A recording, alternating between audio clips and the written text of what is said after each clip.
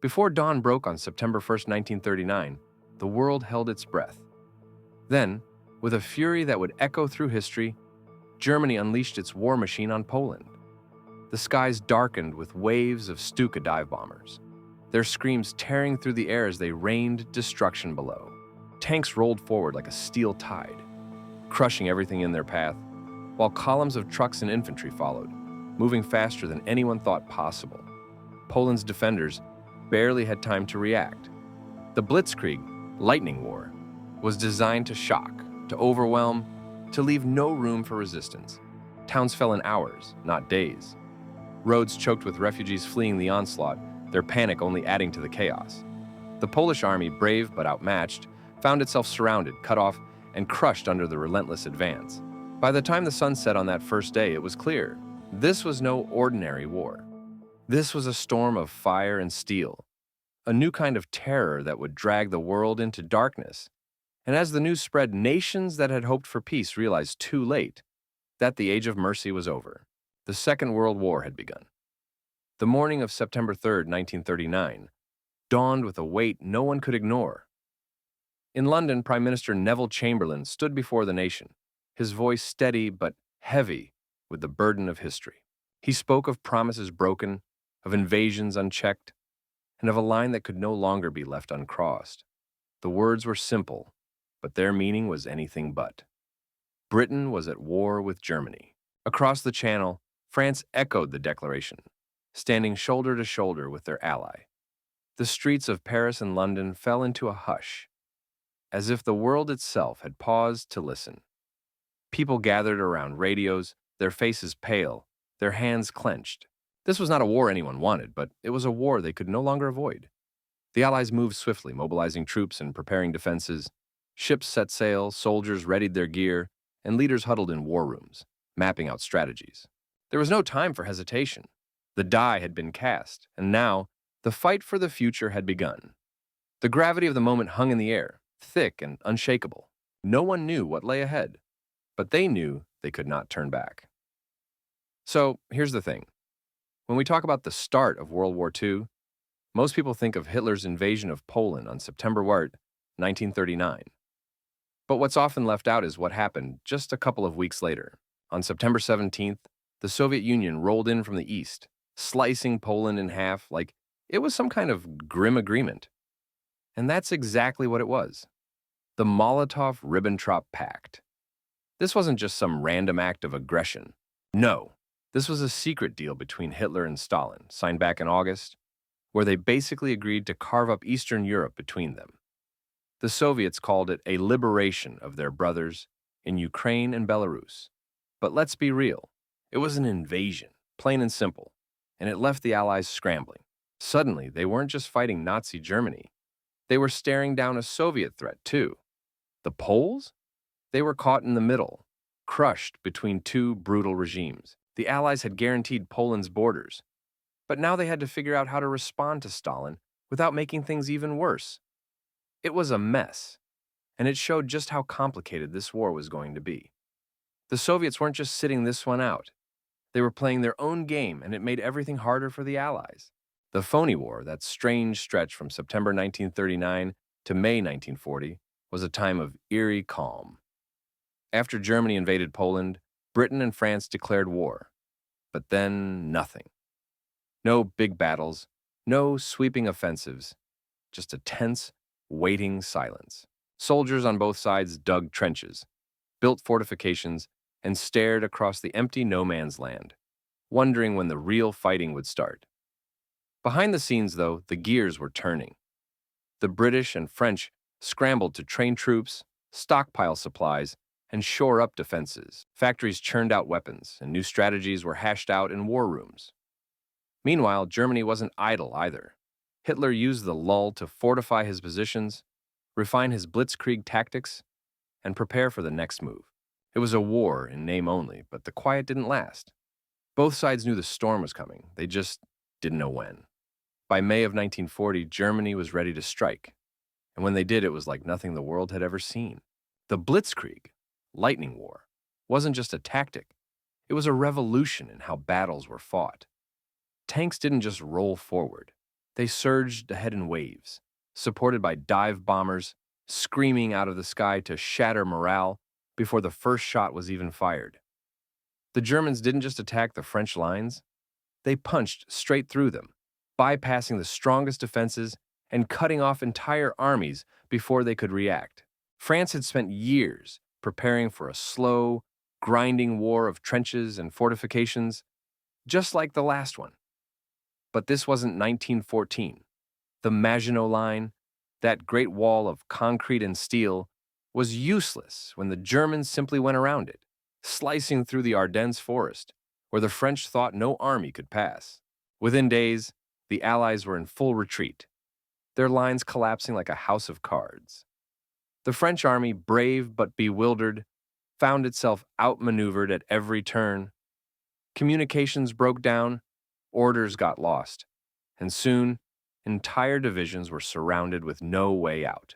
The British scrambled to evacuate at Dunkirk, leaving behind mountains of equipment, while the French government fled Paris, declaring it an open city to spare it from destruction.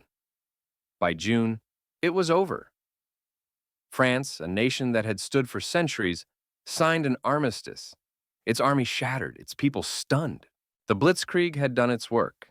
In just 6 weeks, Germany had achieved what 4 years of brutal fighting couldn't in the last war. The world watched in shock as the unthinkable became reality. France had fallen, and Europe was now at Hitler's mercy. The beaches of Dunkirk were a scene of chaos and desperation in May of 1940. Allied forces, pushed to the very edge of the English Channel by the relentless German advance, found themselves trapped with their backs to the sea. The situation seemed hopeless until an extraordinary effort turned the tide. Operation Dynamo, as it was called, wasn't just a military maneuver. It was a race against time. The British Admiralty knew that if those soldiers were lost, the war could be too. So they called on every available ship, destroyers, fishing boats, even pleasure yachts, anything that could float. Hundreds of civilian vessels, manned by brave volunteers, crossed the treacherous waters to rescue the stranded troops. For 9 desperate days, under constant threat from German bombers and U-boats, the evacuation continued. Soldiers waded through the surf, waiting their turn as ships ferried them to safety. The Royal Air Force fought fiercely overhead, buying precious time, and against all odds, they succeeded. By June 4th, over 330,000 Allied soldiers had been pulled from those beaches. It wasn't just a retreat, it was a lifeline. Those men would go on to fight another day, to defend Britain and to turn the tide of the war. Dunkirk wasn't a victory in the traditional sense, but it was a triumph of courage, ingenuity, and sheer determination. Without it, the course of history might have been very different. The summer of 1940 was a turning point, a moment when the fate of a nation hung in the balance. The skies over Britain became a battleground, not just for territory, but for survival itself. The Luftwaffe, Germany's formidable air force, launched wave after wave of bombers, aiming to crush British morale and pave the way for invasion. But the RAF, outnumbered and outgunned, refused to yield. Day after day, the pilots of fighter commands scrambled into their Spitfires and Hurricanes, racing to intercept the enemy. They flew until exhaustion blurred their vision, their planes battered but their spirits unbroken. The people below watched the dogfights unfold, streaks of smoke and fire etching the sky as young men fought with everything they had. Churchill's words rang true. Never had so many owed so much to so few. The British people endured the Blitz, standing firm as cities burned, their resolve hardening with each attack. They dug shelters, patched up homes, and carried on, because giving up wasn't an option. By October, the tide had turned. The Luftwaffe, battered and unable to break British resistance, shifted its focus elsewhere. The Battle of Britain was won not just by the courage of the pilots, but by the unshakable will of a nation that refused to be broken. It was a victory of grit over might, a testament to what happens when people stand together against the storm. Hitler had always seen the Soviet Union as the ultimate prize, a vast land rich in resources and ripe for conquest. But there was a problem. Germany and the USSR had signed a non-aggression pact back in 1939. It was a deal of convenience, one that bought Hitler time to focus on Western Europe. But by 1941, with much of the continent under his control, he turned his gaze east. Operation Barbarossa was the name given to the invasion, a massive assault that began on June 22, 1941. Over 3 million German soldiers, along with tanks, planes, and artillery, poured across the Soviet border in a surprise attack. The goal was simple: crush the Soviet Union before winter set in. Hitler was convinced the Red Army would collapse under the weight of the Blitzkrieg, just like France had. But this wasn't just another military campaign. It was a betrayal, a complete reversal of the pact that had kept the two nations at peace. The Soviets, caught off guard, scrambled to respond. Stalin, who had ignored warnings of an impending attack, was stunned.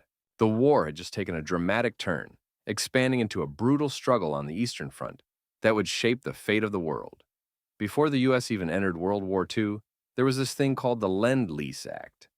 It was a way for America to help out the Allies, Britain, France, China, the Soviet Union, without actually sending troops. The idea was simple: lend or lease war supplies to countries fighting the Axis powers.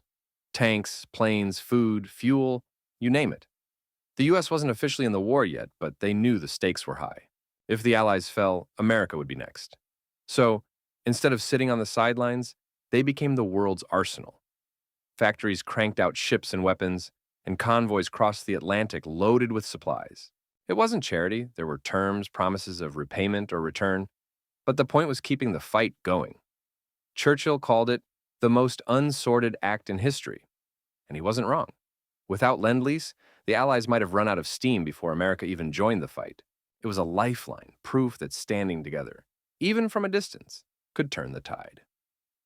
The morning of December 7th, 1941, dawned clear and calm over Pearl Harbor. But by the time the sun had fully risen, the sky was filled with the roar of Japanese planes, their bombs raining down on the unsuspecting American fleet. Battleships burned, sailors scrambled, and in an instant, the United States was thrust into a war it had tried so hard to avoid. The attack was swift, brutal, and decisive. Over 2,400 lives lost in a single day. The next morning, President Roosevelt stood before Congress and declared it a date which would live in infamy.